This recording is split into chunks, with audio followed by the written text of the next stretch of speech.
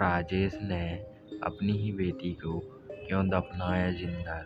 जानने के लिए सुनते रहिए क्राइम स्टोरी।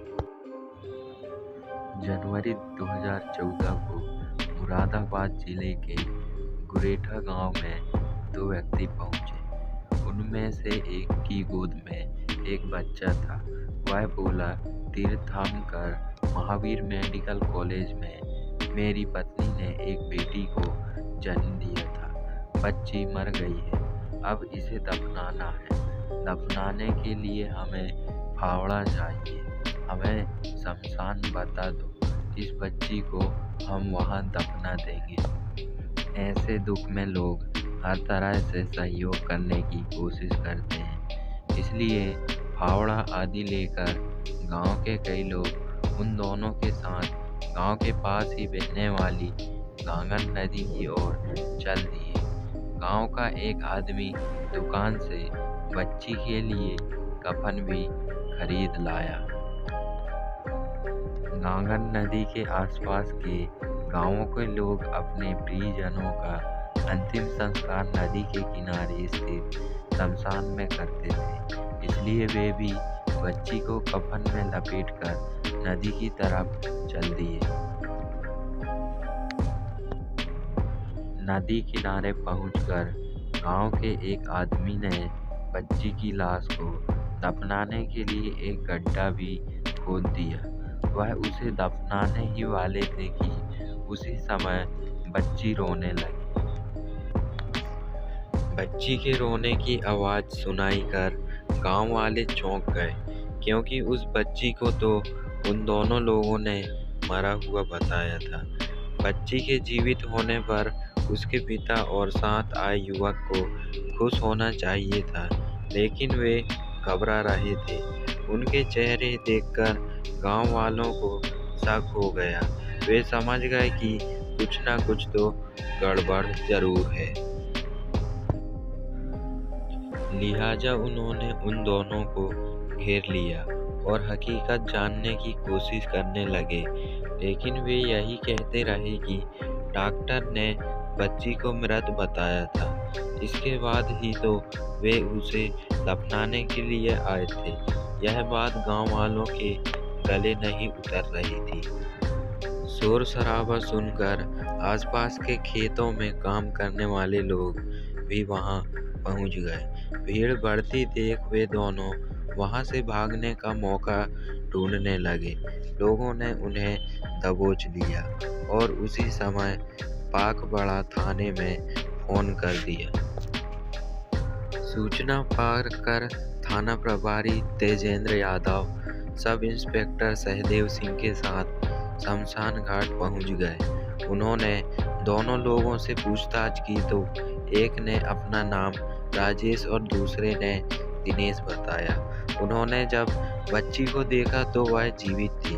वह 5-6 दिनों पता चला कि वह राजेश की बेटी है और दूसरा युवक उसका साला है।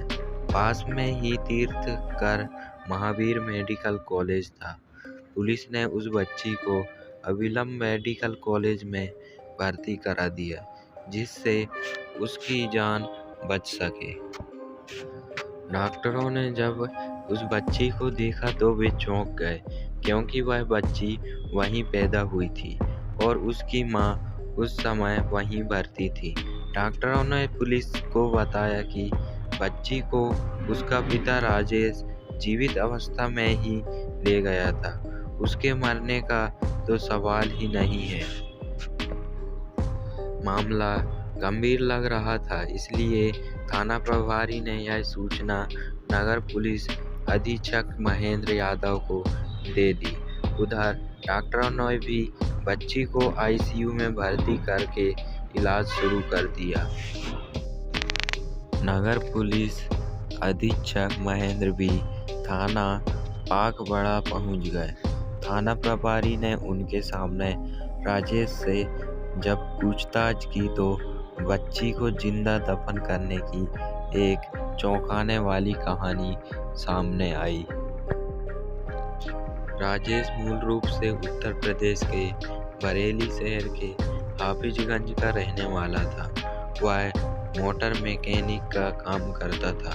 पिता राम भरोसे को जब लगा कि राजेश अपना घर चलाने लायक हो गया है तो उन्होंने बरेली के ही नवाबगंज में रहने वाले मुक्ता प्रसाद की बेटी सुनीता से उसकी शादी कर दी। शादी हो जाने के बाद राजेश के खर्चे बढ़ गए थे, इसलिए राजेश कहीं दूसरी जगह अपने लिए नौकरी ढूंढने लगा।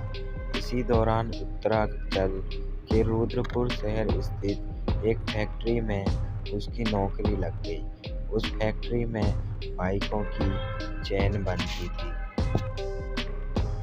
कुछ दिनों बाद राजेश पत्नी सुनीता को भी रुद्रपुर ले गया। वहाँ हंसी खुशी के साथ उनका जीवन चल रहा था। इसी दौरान सुनीता गर्भवती हो गई। इससे पति पत्नी दोनों ही खुश थे। पहली बार मां बनने पर महिला को कितनी खुशी होती है, इस बात को सुनीता महसूस कर रही थी। राजेश भी सुनीता की ठीक से देखभाल कर रहा था। सुनीता को 7 महीने चढ़ गए। अब सुनीता को कुछ परेशानी होने लगी थी, क्योंकि डॉक्टर ने भी सुनीता को कुछ एहतियात बरतने की हिदायत दे रखी थी। सावधानी बरतने के बाद भी अचानक एक दिन सुनीता को प्रसव पीड़ा हुई। जिस डॉक्टर से सुनीता का इलाज चल रहा था, राजेश पत्नी को तुरंत उसी डॉक्टर के पास ले गया। सुनीता का चेकअप करने के बाद डॉक्टर ने स्थिति गंभीर बताई, क्योंकि सुनीता के पेट में 7 महीने का बच्चा था। यदि वह 8 साढ़े 8 महीने से ऊपर का होता तो डिलीवरी कराई जा सकती थी। समय से 2 महीने पहले डिलीवरी कराना उस डॉक्टर की नज़रों में मुनासिब नहीं था। आज की कहानी यहीं ख़त्म होती है। अगले पार्ट के लिए हमारे चैनल को सब्सक्राइब ज़रूर करें।